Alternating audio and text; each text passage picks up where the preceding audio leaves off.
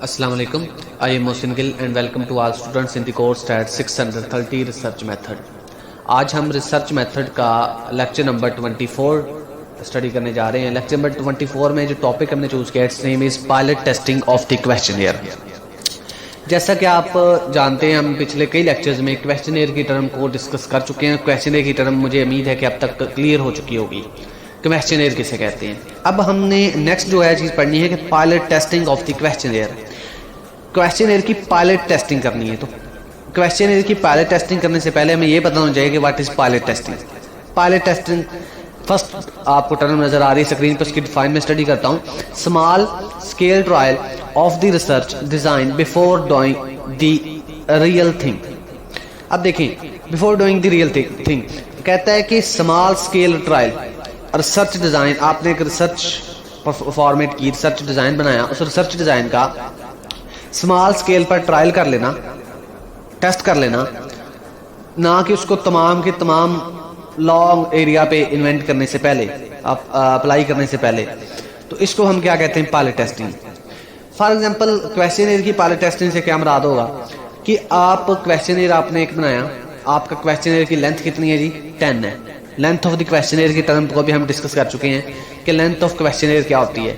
For example आपकी questionnaire में 10 questions हैं, तो ये आपकी लेंथ ऑफ द क्वेश्चनियर होगी, यानी कि लेंथ हमें बताती है कि क्वेश्चनियर में कितने क्वेश्चंस शामिल होंगे। अब क्वेश्चनियर की पायलट टेस्टिंग करनी है। आपने क्वेश्चनियर बनाया, क्वेश्चनियर में आप अक्सर देखते हैं मुख्तलिफ होटल्स में जब आप खाना खाने के लिए जाते हैं तो एक आपको क्वेश्चनियर भेजते हैं। अब खाना खाने के बाद आपको क्वेश्चनियर दिया जाता है कि आपको ये खाना कैसे लगा है। अच्छा, या फिर मैं एक और एग्जांपल देता हूँ।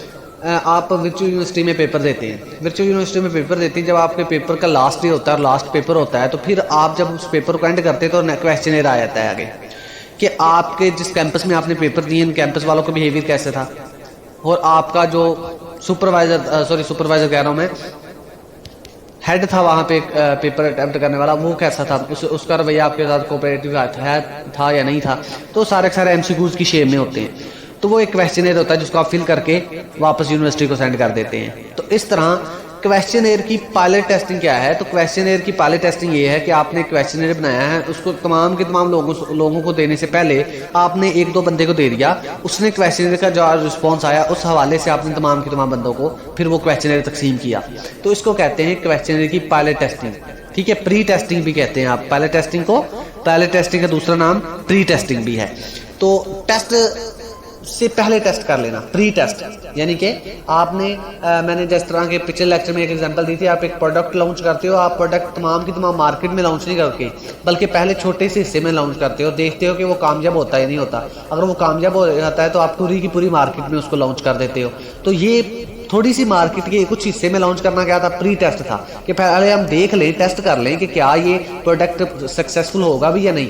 तो इस तरह ही क्वेश्चनर की भी सक्सेस को चेक करने के लिए प्री टेस्ट या पायलट टेस्टिंग की जाती है कि क्वेश्चनर कितने % जो है वो सक्सेसफुल रहेगा।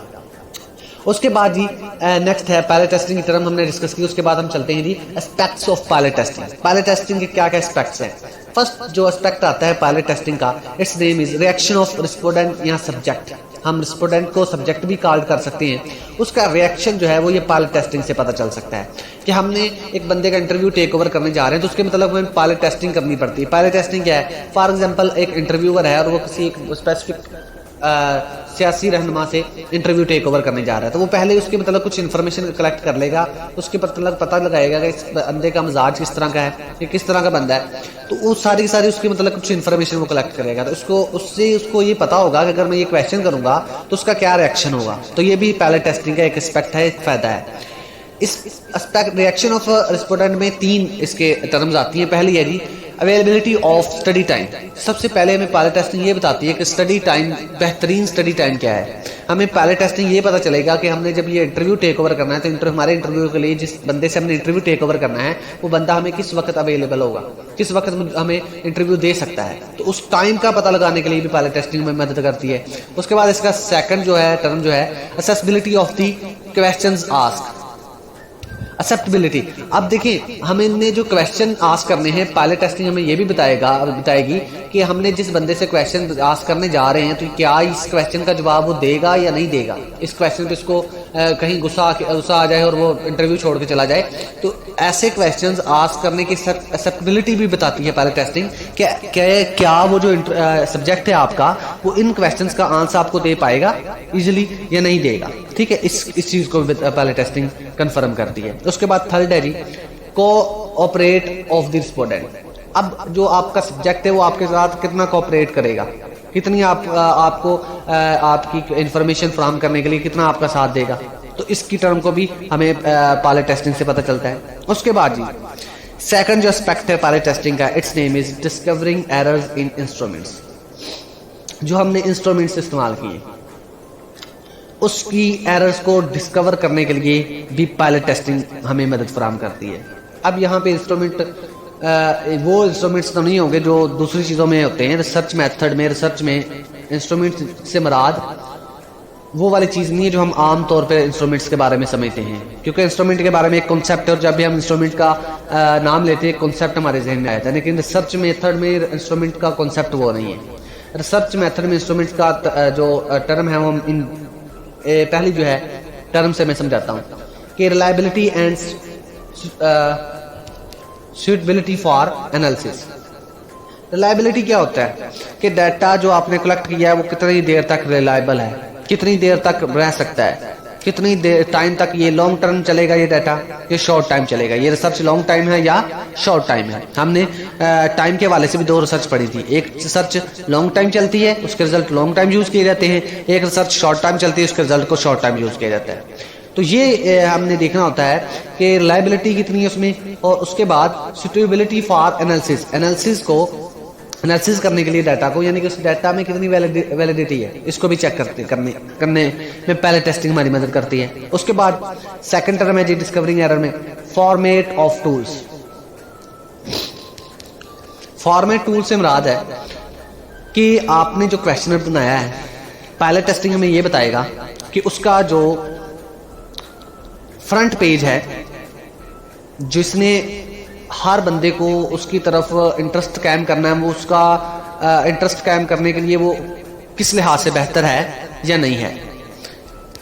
फॉर एग्जांपल आपने 10 क्वेश्चंस की जो सीक्वेंस बनाई है उस सीक्वेंस को बताएगा फॉर्मेट ऑफ टूल्स में कि वो सीक्वेंस ठीक है या नहीं है, या 10th वाले क्वेश्चन को 2 नंबर पे लेके आओ, 8 वाले क्वेश्चन को 5 नंबर पे लेके आओ। तो इस तरह सीक्वेंस ऑफ द क्वेश्चन के मतलब भी हमें फॉर्मेट ऑफ टूल्स से पता चलता है कि हमने जो हमारे क्वेश्चनर का जो फ्रंट पेज है जिससे क्वेश्चनर की तरफ जो आपका सब्जेक्ट है उसने माइल होना है, जिसकी वजह से उसका इंटरेस्ट कायम होना है, तो वो फॉर्मेट ऑफ टूल्स हमें बताता है। उसके बाद ये टाइम टेकन, हम जो रिसर्च करने जा रहे हैं उसमें कितना टाइम टेक ओवर रहेगा।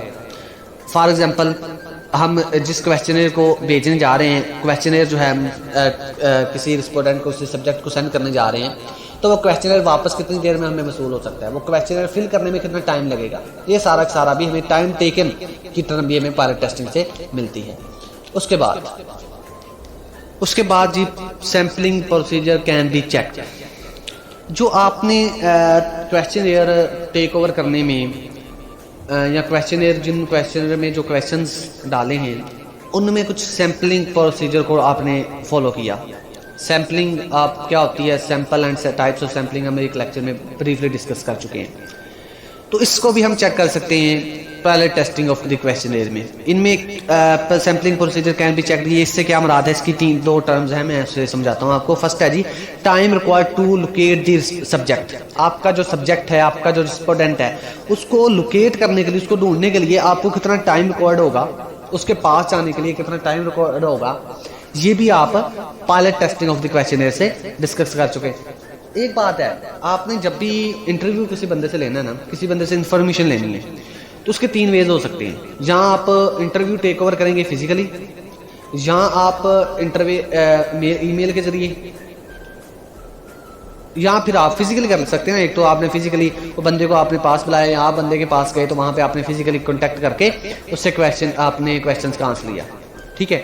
और दूसरा होता है कि क्वेश्चनर भेज देना, ठीक है। तीसरा होता है इंटरनेट सर्वे के जरिए। तो ये आपके पास इंटरनेट सर्वे में भी क्वेश्चनर को यूज किया जाता है, क्वेश्चनर होता है। तो अब ये क्वेश्चनर एक ऐसा टूल है रिसर्च मेथड में, रिसर्च को परफॉर्म करने के लिए, अपने डाटा को इकट्ठा करने के लिए, जो कि बड़ा एफिशिएंट है। बड़ी तेजी के साथ कम टाइम में बहुत ज़्यादा इन्फॉर्मेशन कलेक्ट कर सकते हैं आप क्वेश्चनर की मदद से। तो क्वेश्चनर जो है एक बहुत ही हेल्पिंग मेथड है डाटा को कलेक्ट करने के लिए, और बहुत शॉर्ट टाइम में बहुत ज़्यादा डाटा जो है आप क्वेश्चनर की मदद से जो है वो कलेक्ट कर सकते हैं। ये आपने याद रखना है, एमसीक्यूज के लिए इंपॉर्टेंट है सारी चीज़ें। उसके बाद ये इंस्ट्रक्शंस आर फॉलोड। जो इंस्ट्रक्शन आपको दी गई हैं रिसर्च से पहले, उस क्वेश्चनर को फिल करने से पहले आप ऊपर हिदायत दी गई है कि इस क्वेश्चनर को आपने इस तरह फिल आउट करना है। तो वो क्वेश्चनर को फिल करने से पहले हमें जो पहले टेस्टिंग ये भी बताएगा कि उन इंस्ट्रक्शंस को हमने फॉलो किया है उस क्वेश्चनर को बनाने से पहले, या उन इंस्ट्रक्शंस को हमने फॉलो नहीं किया। अगर हम जो इंस्ट्रक्शन हमें दी गई थी कि क्वेश्चनर बनाने से पहले इन हिदायत पर अमल करते हुए आपने क्वेश्चनर बनाना है, तो क्वेश्चनर आपका सक्सेसफुल रहेगा। इस से हमें इस बात का भी पता चलता है कि हमने हिदायत को फॉलो किया है या नहीं किया। उसके बाद next G, activity of research can be checked. अब रिसर्च में जितनी भी एक्टिविटीज हो रही हैं उनको भी हम पहले टेस्टिंग से चेक कर सकते हैं। किस तरह? इसका जो फर्स्ट टर्म है जी, सक्सेसफुल ट्रेनिंग। आपने अपने कोवर्कर्स को, जो आपके साथ रिसर्चर के साथ रिसर्च करने जा रहे हैं, उसके जो जितने उसने अपने साथ बंदे रखे हैं रिसर्च करने के लिए, तो उनकी ट्रेनिंग कितनी सक्सेसफुल रही, इसको भी आप चेक कर सकते हैं। उसके बाद work output of each member.